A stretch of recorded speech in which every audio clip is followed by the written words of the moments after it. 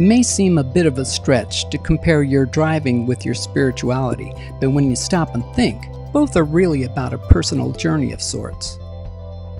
As we drive, we reflect by glancing into our mirrors to see what's behind us and next to us, and then we make adjustments while moving forward in our journey.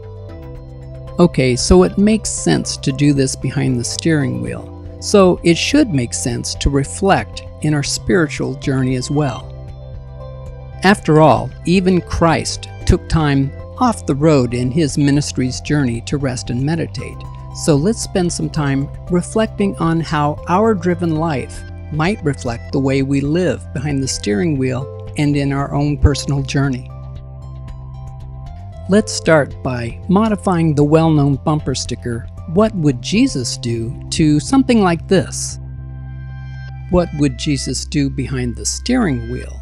And let's reflect on that.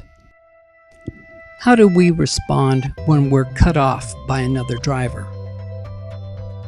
How do we act or feel when stuck in traffic, or in our lives for that matter? Do we race along at high speeds, or do we carefully maneuver, adjusting the velocity of our movement according to the conditions? Do we swerve in and out of lanes to get there faster and ahead of everyone else? Do we tromp down on the gas pedal as we pass that slow idiot who is slowing us down in life just to convey our impatience?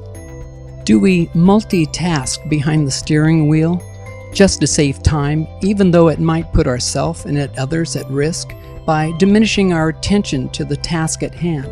And if so, what does that say about ourselves and our regard for others?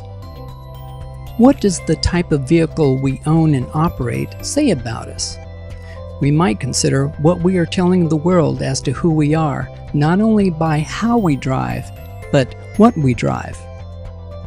Where we always seem to be driving to, and how much time is spent headed there, may reveal something about our life's journey.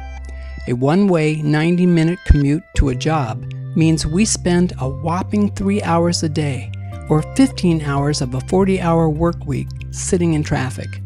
This amount of time tells us that we are quite literally driven by our job.